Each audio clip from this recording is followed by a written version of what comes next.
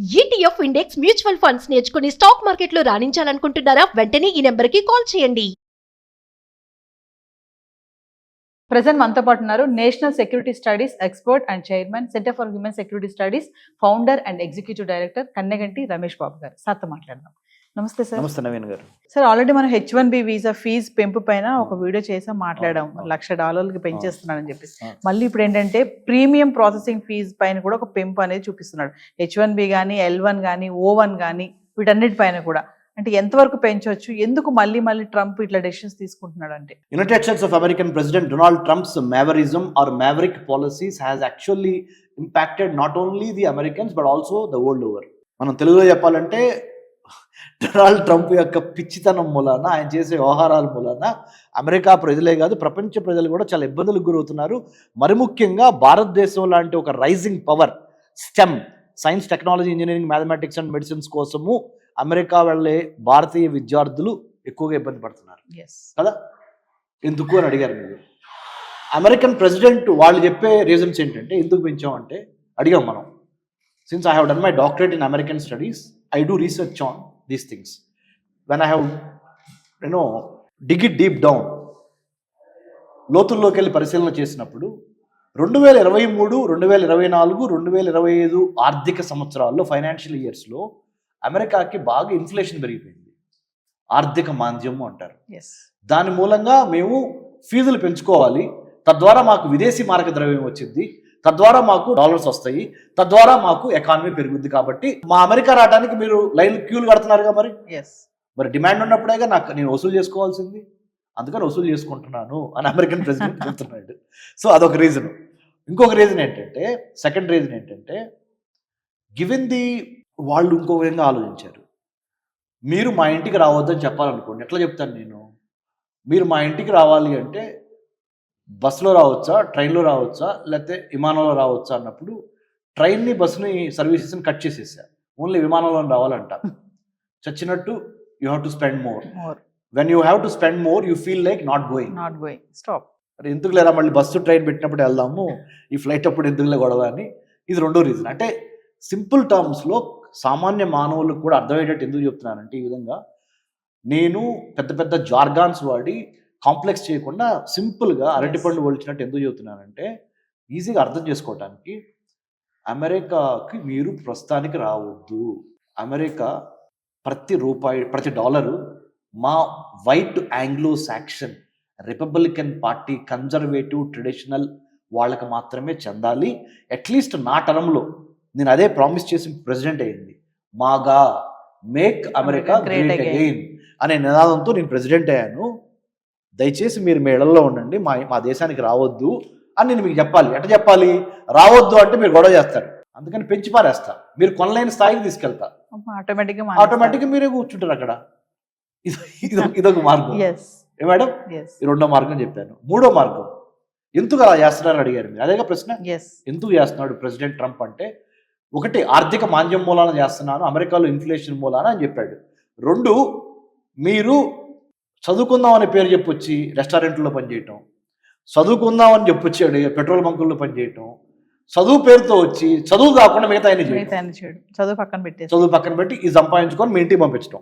మాకు ఇష్టం లేదు బ్రదర్, అది చూసి మనం ఇసిపోయాం, థ్యాంక్ యూ, అలాంటి కట్ చేస్తా తోకలు అని ప్రెసిడెంట్ ట్రంప్ ఆయన యొక్క డిపార్ట్మెంట్ ఆఫ్ హోమ్ల్యాండ్ సెక్యూరిటీ ద్వారా, United States customs and immigration services act ద్వారా he's trying to showcase his muscle strength and his brain power by combining both mind and muscle, giving an indication to the people whoever wants to come to United States of America will have to follow certain rules and regulations అని ఆ విధంగా tight చేశారు. మూడో కారణం ఇది.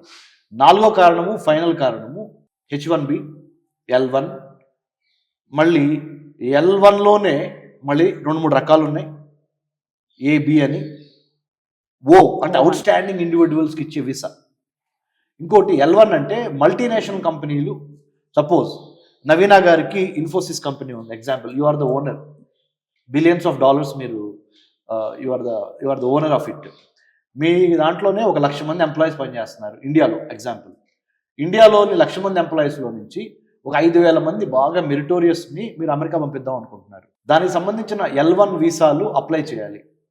$3,000 చేశాడు. $1,500 $1,600 నుంచి $3,000 visa fee మీరు $3,000 ఒక ఎంప్లాయీని మీరు స్పాన్సర్ చేసి మీ కంపెనీ ద్వారా మల్టీనేషనల్ కంపెనీ ద్వారా అమెరికా ఫ్లైట్ ఎక్కించి అమెరికాలో ఉన్న వర్క్ ప్లేస్లోకి మీరు మీ ఎంప్లాయీని ఎక్కడి నుంచి అక్కడ పంపించాలంటే మినిమం $3,000 వీసా ఫీ కట్టండి. H1Bకి సంబంధించి పెంచాడు, B1 B2 O అన్ని రకాలుగా పెంచారు. పెంచడానికి కారణాలు చెప్పాను, ఎందుకు పెరిగిందో చెప్పాను, కారణాలు చెప్పాను. ఇప్పుడు మనం ఏం చేయాలి మరి సుమన్ టీవీ ద్వారా సమస్య గురించే మాట్లాడతాం కాదు, సొల్యూషన్ కూడా చెప్పాలి. లేకపోతే మరి మన వాళ్ళు ఇబ్బంది పెట్టిన వాళ్ళు అవుతాయి. అసలు టీవీ చూసేది ఎందుకు? మన వాళ్ళు సొల్యూషన్స్ కోసం చూస్తారు. సొల్యూషన్స్ ఏంటంటే స్టైల్ కోసము, ఫాల్స్ స్టేటస్ కోసము అమెరికా వెళ్ళొద్దు. ఫస్ట్ అవసరం ఉంటే, మరీ అత్యవసరం ఉంటేనే వెళ్ళండి. నెంబర్ 1. మా అబ్బాయి గ్రాడ్యుయేషన్ అమెరికాలో నేను వెళ్ళాలి రావాలి, మంచిదే, దట్స్ ఎ గుడ్ ఐడియా. కానీ ఇప్పుడు కాదు, ఒక 2 years వరకు ఆన్లైన్లో వీక్షించండి, ఆన్లైన్లో మాట్లాడుకోండి, ఫిజికల్గా వెళ్ళొద్దు. నెంబర్ 1. నెంబర్ 2, కంపెనీ పని మీద వెళ్ళాల్సిందే, వెళ్ళకపోతే పనులు కావు అక్కడ, వాళ్ళు మాత్రమే వెళ్ళండి. నెంబర్ 2. నెంబర్ 3, మా అమ్మాయి శ్రీమంతమో మా అబ్బాయి బారసాలు వీటికి స్వస్తి చెప్పండి. ప్రస్తుతానికి మా కోడలు ప్రెగ్నెంటో నేను వెళ్ళాలి చూడాలి, ప్రస్తుతానికి అత్యవసర మెడికల్ కండిషన్స్ ఉంటే మాత్రమే వెళ్ళండి. సో అన్నెసెసరీ హైప్ క్రియేట్ చేసి అన్నెసెసరీ డిమాండ్ అమెరికాకి క్రియేట్ చేయొద్దు. అది మన చేతిలోనే ఉంది. ఒక మాట చెప్పాలి, కెమెరామ్యాన్ రాంబాబు మన పవన్ కళ్యాణ్ గారు అంటారు, అంటే మహిళల గురించి ఒక డైలాగ్ చెప్తా, తమన్నాకు చెప్తారు. ఏమనంటే, మీరు చాలా గొప్ప అతిలోక సుందరులను ఫీల్ అయిపోతూ ఉంటారు, మా వీక్నెస్ మూలాన మీకు ఆ డిమాండ్ మేము ఇచ్చాము, మేము గనక మమ్మల్ని కంట్రోల్ చేసుకుంటే మీరు అతిలోక సుందరులు కాదు, నార్మల్ వ్యక్తులే అని ఆయన స్టైల్లో చెప్తాడు. సో అమెరికాకి అన్నెసెసరీ హైప్ ఇచ్చి అమెరికా పిచ్చి నుంచి బయటకు వచ్చి భారత్ BHARAT అంటే అర్థం ఏంటంటే build a harmonious but audacious Raj to advance trade, to advance technology, to advance talent, to advance tourism and to decimate and destroy terrorism. Bharat అంటే అది నేను ఇచ్చే నిర్వచనం.